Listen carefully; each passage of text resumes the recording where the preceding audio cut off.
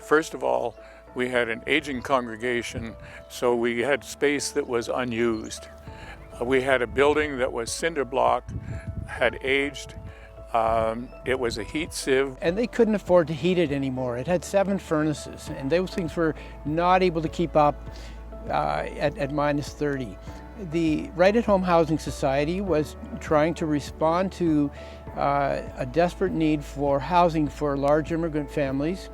And on a side note, the neighborhood was faced with the closure of its school because there were not enough kids in it. Our goals were, first, we wanted to enable the congregation to continue as a congregation. But then we wanted to do it in a manner in keeping with our Christian beliefs, especially service to others and service to the environment. So protect the environment, serve other people.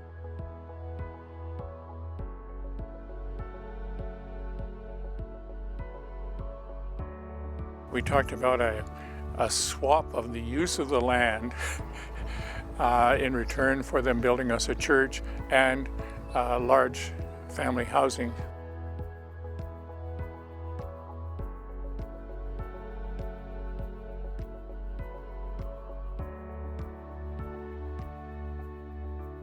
It is just unbelievable.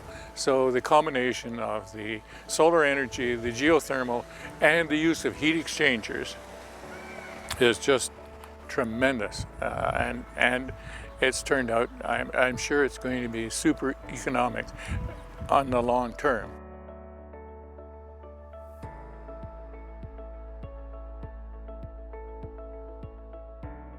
I came to Canada because in my home country there is no freedom of speech and freedom of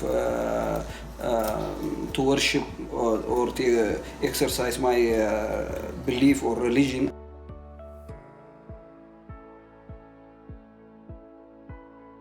We applied for permanent residence to Canada, and that is the way we came to Canada.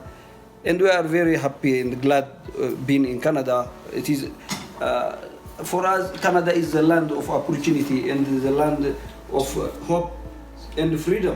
So these buildings solve 3 big problems, 4 if you count climate change, but the Right at Home Housing Society was looking to build housing for large immigrant families who are one of the hardest groups to house.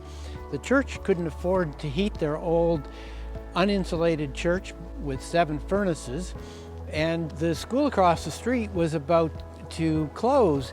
And we solved the problem by building net zero energy apartment buildings and a new church.